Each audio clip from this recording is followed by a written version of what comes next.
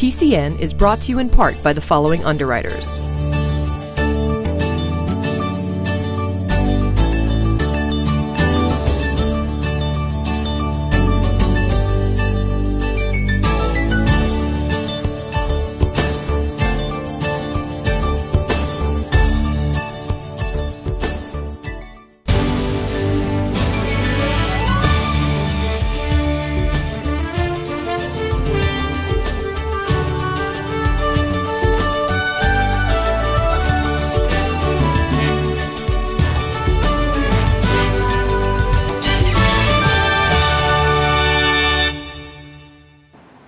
Welcome to PACTV Community News. We have a full show for you tonight with stories from our communities.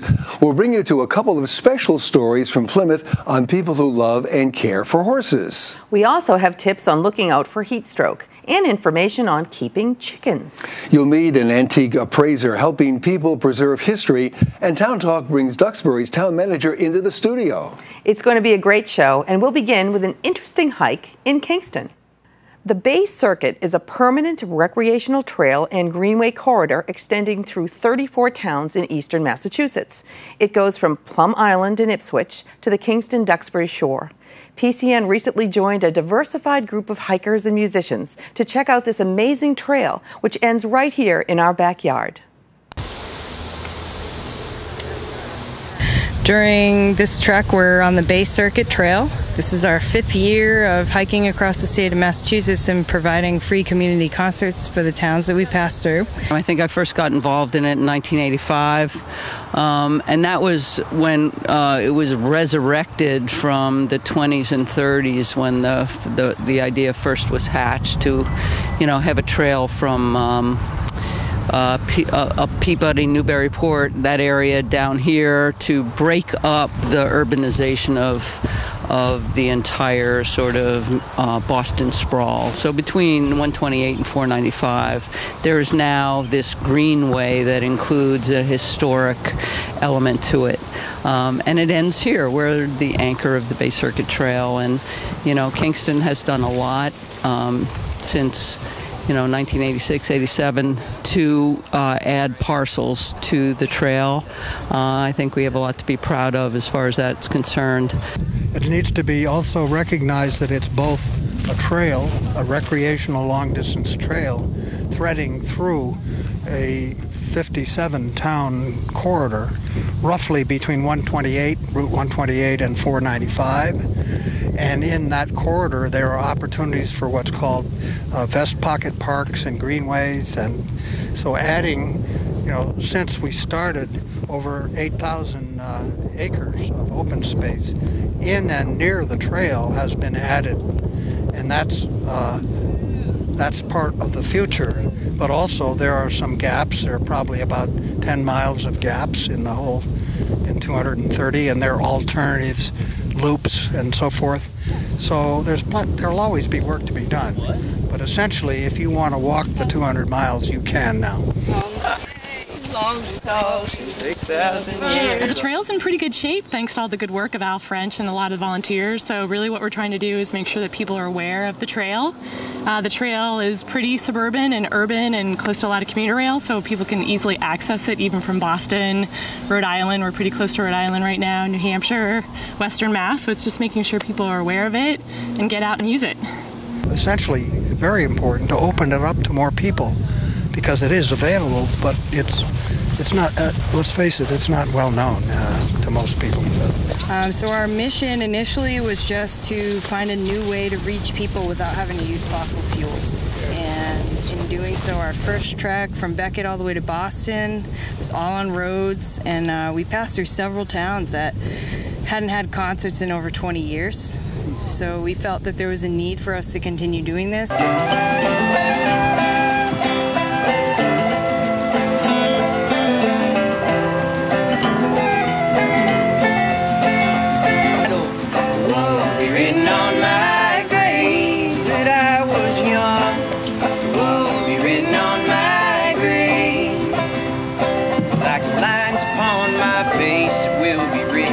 Just the same, it will be written on my grave.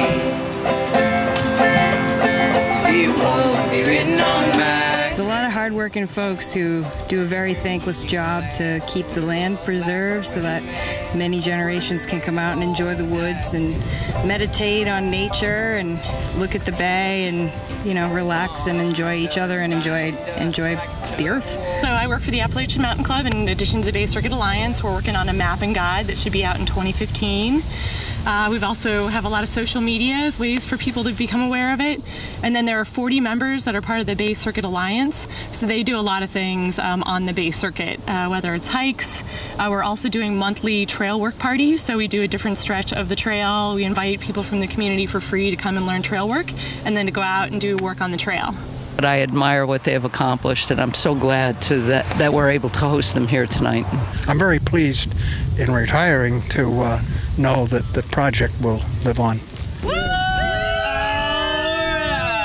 Woo! Kingston! It may seem as though it took forever for summer to finally get here, but now that it's here, we're dealing with one of the season's toughest byproducts, humidity. Humid days can enhance conditions for people who may fall prey to heat stroke. We caught up with Andy Scanlon of the Pembroke Fire Department to give us some tips on how to avoid heat emergencies this summer.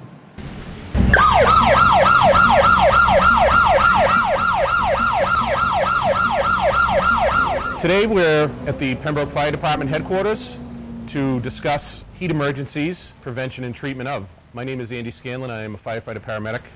Heat emergencies fall into three general categories. The lowest severity tends to be what's known as heat cramps. It's common in overexertion type scenarios, whether it be exercise, work outdoors, etc. The next most severe category, if you will, is known as heat exhaustion. At this point, somebody suffering from this begins to show symptoms. Examples of such are dizziness, cramping, a throbbing headache, nausea. The most severe heat emergency is a true heat stroke, at which point the person has now lost the ability to sweat and cool the body. Prevention of these heat emergencies centers around some pretty commonplace things that a layperson can do or things that we will do as professional rescuers, such as first and foremost, removing the person from the hot environment to a cooler environment, and in situations where there is very high humidity, removing that person to an air-conditioned environment is the first step, and then beginning to rapidly cool the body as readily as possible.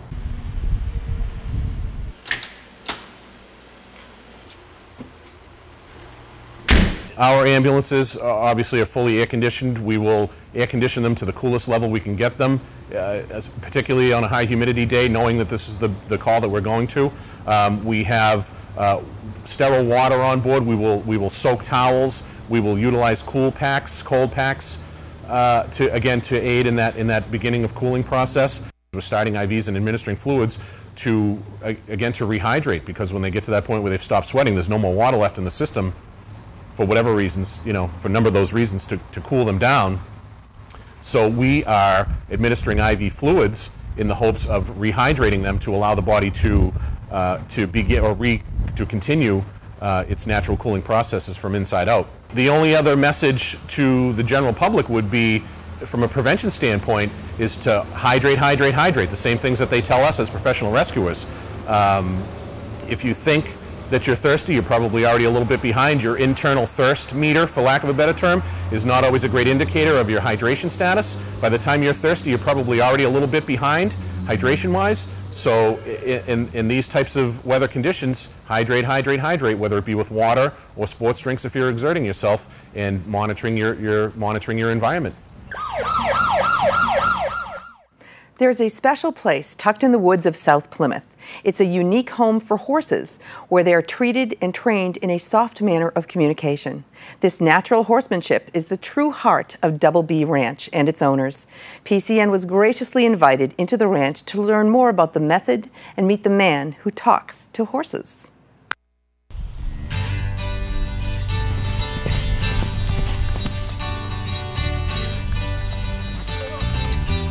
I've been working with horses since I've been 12. I've actually been working with horses over 50 years. This is a dream I've actually had all my life. We bought this property with a vision of building a ranch that would be able to pass along the traditions of the vaquero. So the word vaquero actually means buckaroo or cowboy, but it's the idea of building a bond and a trusting relationship with your horse in the most natural way possible. But horses are very curious creatures and they want to get to know the human well. So if you start off correctly and passionately, and I always use the word 3 L's, that's love, language, and leadership. So you want to love the horse first of all, then you get to give them the right body language, because that's how they learn, by body language. And then you have to make sure that they understand that you're going to be the leader.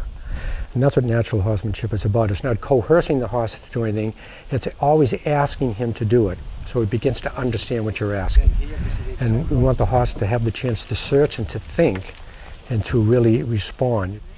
Nice and sideways. I can bring him away from the fence if I want. The horse is a reflection of the human. The way you treat that horse is the way he's going to treat you back. And he's a reflection from that eye. And he can see and read you.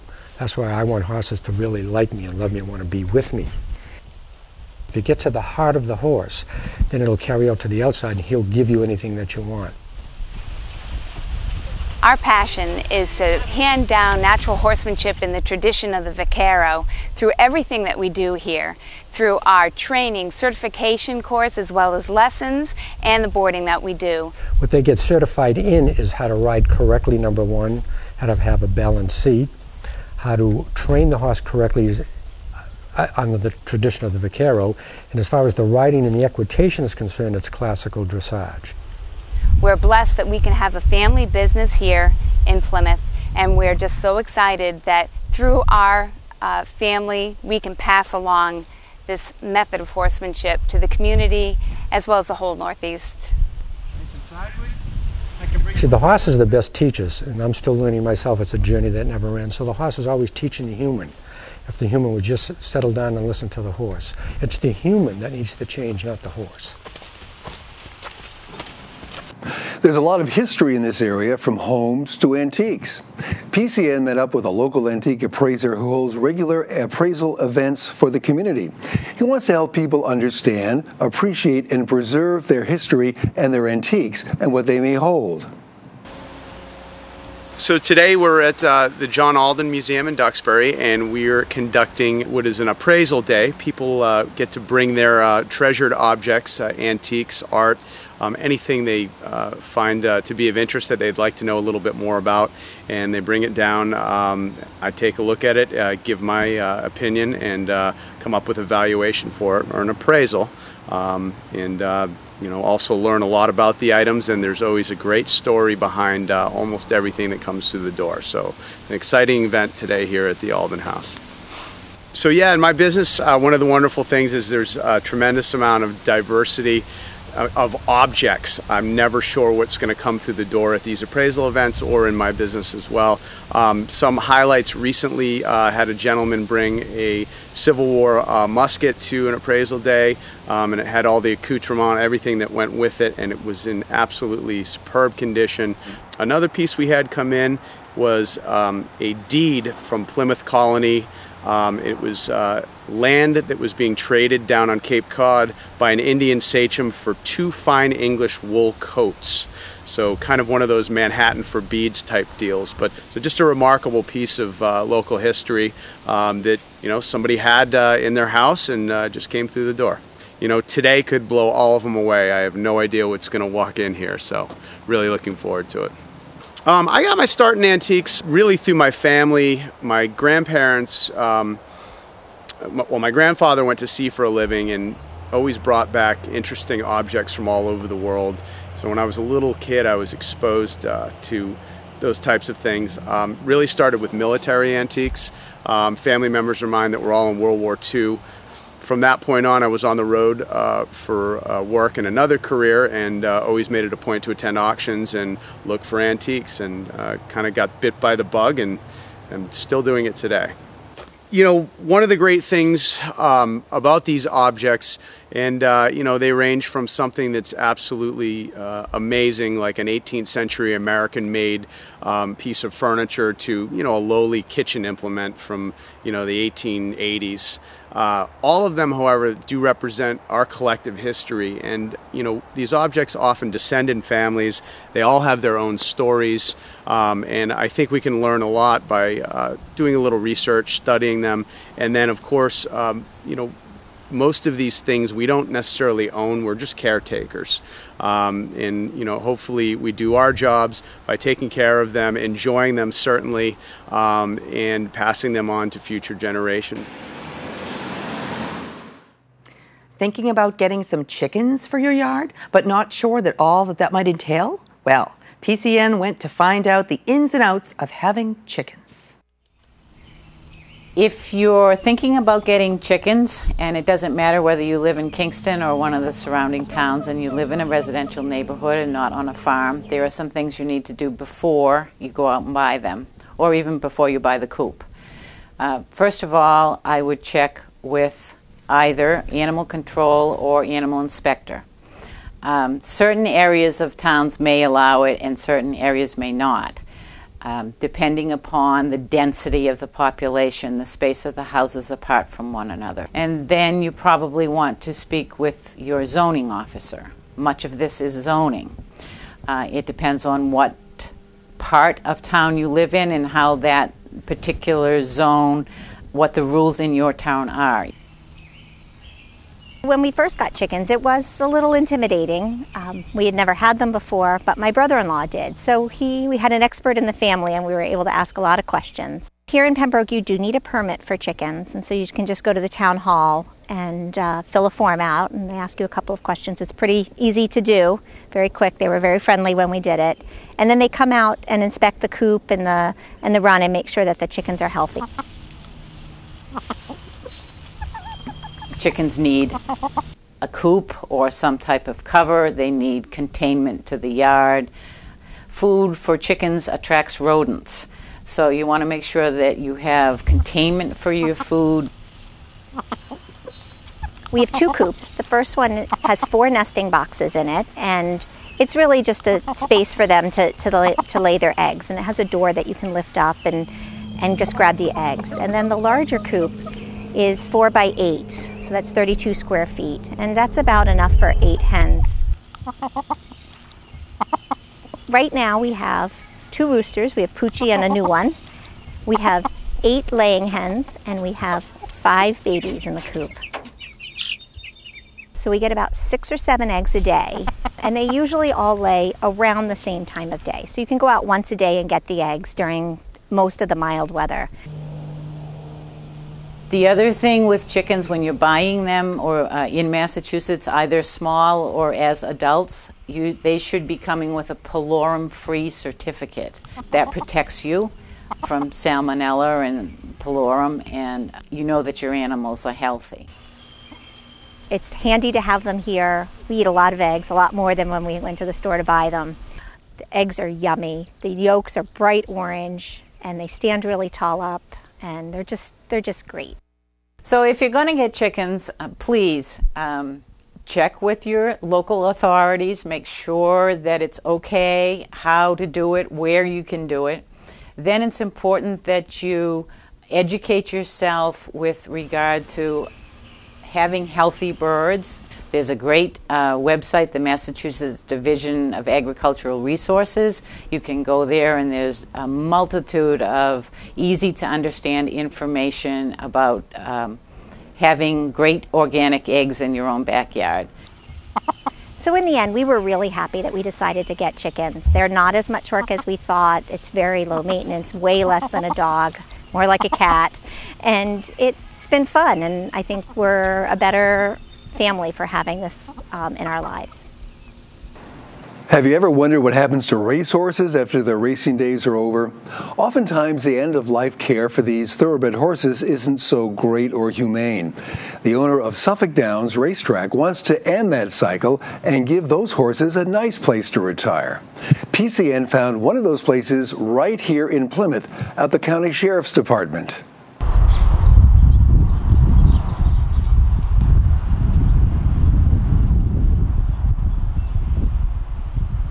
Right now we're going to be talking about the Thoroughbred Retirement Foundation. We have 11 horses from the Thoroughbred Retirement. These horses all came from Suffolk Downs, the racetrack. The way it all started was in 2009, Sheriff McDonald was approached with the thought of housing retired racehorses. The reason for that is that the owner of Suffolk Downs made a commitment that no horses that race there will be sent to slaughter. By making that commitment, he had to find a place to house the horses. What we're going to show you now is the stable or the barn that the horses are kept in. The name of the facility through the Thoroughbred Retirement is Plymouth County Second Chance Farm. And right in here is where some of the horses are stabled. There's 5 stalls right here. This is an old dairy barn. We used to have probably about 80 dairy cows. They would milk them, and unfortunately the production wasn't feasible, so we decided to stop the dairy side of it, and this barn was empty. The inmates that were here at the time built all of this. They used all rough-cut lumber, and they had a member of the community crew, which they work on outside projects, carpentry, and stuff like that. Out of the 11 horses that we currently have, only one is adoptable for riding. His name's St. Augustine. They call him Augie. Get a little treat till your buddy comes over and tries to steal it from you. You know, when these guys come off the racetrack, some of them are a little high-strung, but after being here for a month or two, they just get so relaxed. The way the program works is the Thoroughbred Retirement Foundation pays all the expenses that are associated with keeping these horses. They pay for any of the fencing, any of the buildings that we need. They pay for the barn that's outside. In return, what we do is we provide the labor to take care of the horses. Some of the inmates that have worked with these guys have never been near a horse in their life, and they become so attached to them. They come out 7 days a week just to take care of the horses. They really enjoy being around them. Just like anyone's pet or any other animal, they all have their own personality. So Augie's an 11-year-old thoroughbred. He's available for adoption. He can be ridden. He can. The only thing he really can't do is jump. All the others are just going to be pasture horses, companion horses. They hang out in the field, and they've all had racing careers at Suffolk Downs, and they've all had injuries that have prevented them from racing anymore. One of the nice parts of this program that the sheriff can relate to was, as a child, Sheriff McDonald had a horse, and he had to get up every day and take care of it. And the idea of the program isn't so much to have the inmate workers go work at a horse farm or anywhere else. It's just to teach them to get up for work and that there's something that they're responsible for. And the guys really take it to heart. We've had guys that they want to come back and visit the horses after they leave. And, you know, like I said earlier, they come out 7 days a week. They don't have to, and they're constantly taking care of these guys. And the main objective is just to instill some work ethics into the people. This week's Town Talk is from Duxbury, but actually it's right here in the PCN studio. And we welcome Rainey Reed, who is the town manager for Duxbury. Welcome. Thank you very much for having me. I appreciate being here. Thank you for coming. Duxbury, you think of Duxbury Beach. It's the summer. Talk to me about the plovers and the beach and everything going on. Yeah, this time of year, everybody's attention does draw to the beach. We've had a very busy year. We've had quite a number of visitors, including little piping plovers. We have 26 pair this year, which is a record for us. We've never had that many in the history of monitoring the birds at the beach. Last year we had 17 pair, but the Harbor Master's Office does a tremendous job working with the Audubon Society and the Duxbury Beach Reservation, who own the beach, in monitoring the birds and maintaining the access for the pedestrians that like to use the beach, in addition to the off-road vehicle access. We do a terrific job keeping both interests protected, because the residents and the non-residents like to get out there and drive on the beach, and we place restrictions on some portions of the beach so the birds have their ability to do what they do, which is to reproduce every year and come back in larger numbers. It's a challenge, though, on an annual basis when the numbers are increasing. Sure. But we want to see the numbers increase to a threashold that will get them off of the threatened list, and that's something that's re-examined every 5 years, and we're at the crest of 4th year. So next year they'll be re-examining the numbers to see where they all flesh out, to see if they can come off the threatened list. Great. Yeah. So Okay. it's a productive system that we have in place that ensures that they are protected and that the residents can still have their safe and appropriate access to be able to enjoy the water. Right, so everybody's got a little piece of everything that they want. Correct. Okay. As the town manager, what are some of the issues or items or questions or things that are brought to you that maybe people aren't aware of, some of the subjects that come up in your office that you'd like to talk about? We have our office, in the town manager's office, I serve the Board of Selectmen, and we handle all of their requests. We deal with a whole host of issues, and many of them are seasonal. This time of year, of course, it's going to be about the beach, beach stickers, things like that, access. In the fall, we gear toward preparing budgets and budget development, and then right after the holidays, we really get into the budget season all the way into March, which our town meeting is unusual in that it's earlier than most other communities because we're the first Saturday in March. But as a result, we're also done sooner so that we can, again, refocus our priorities after March into April and May and start getting ready for the summer season, because we do have a tremendous amount of work to be done getting ready for all the people that want to come down to the beach. So it changes seasonally, but it's busy all the time. Do you have a big resident change in the summer? I mean, do you have a summer population like Marshfield does? We have a smaller transition. We have right around 15,000 year-round residents, but we don't see the influx that you would say. We see some influx, but not like you would say on the Cape, where the community can go from 15,000 to 40,000 almost over a weekend. Sure. Having worked in Harwich for a number of years, we saw that happen all the time. Mashpee was similar, where I also worked. So we saw a tremendous change, but not so much in Duxbury. We have a lot of year-round residents. Yeah. Like I said, we have a small influx, but what we have are people that come in on a daily basis, especially after Memorial Day and right up past Labor Day. We will be much busier. The local shops and stuff will be a lot busier, obviously this time of year, right up until about Columbus Day in October. Right. And what about Duxbury surprises you as a town manager? Well, for me, it's a very stable community. It's certainly a well-to-do community, and for me, the personal surprise was I've lived there for over 10 years now. Was working and living in the same town. That was an interesting dynamic to get used to. I like it a lot because my kids are in the school system there. My wife and I have lived there, like I said, for 10 years. But getting used to being the town manager and then going to the grocery store on the weekend is a kind of a different dynamic. You know, you're always the town manager, if you will. You don't leave the job at 4 and then walk out the door and say, well, I'm not the town manager anymore, because you're always sort of on call in case there's some kind of an emergency or an event that requires you to be present for whatever that situation might be. So for me, the surprise was just getting used to being able to adjust to living and working in the same town. And like I said, I like it. Many of the people who do what I do for a living don't do that. Right. And probably for a good reason in some cases, but I truly enjoy it. And Duxbury, if you had to describe it to somebody in 2 words, what would it be? Well, I'd probably use a couple more than 2. I would say it's a quintessential South Shore coastal community, and it's just a wonderful place to both work and live. Awesome. That's great. Thank you. Thank you. Thank you to Rainey Reed for being here. Thanks for watching this week's show. Replay times are listed on our website, pactv.org, or you can catch us on YouTube by searching for the PACTV Community News channel. Be sure to like us on Facebook and follow us on Twitter to receive all of our previews and links to all of our stories. We'll be back next week for another edition of PCN, so see you then.